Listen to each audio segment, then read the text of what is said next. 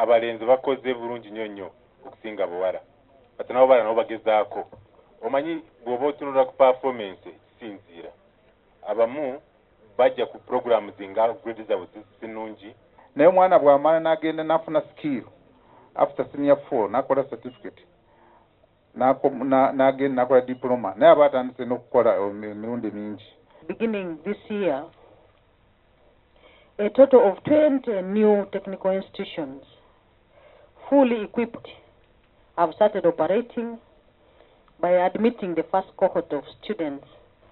Government has released 19.6 billion Uganda shillings in the youth projects under the Youth Livelihood Program.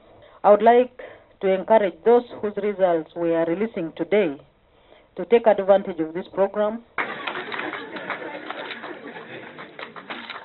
So these results are officially released.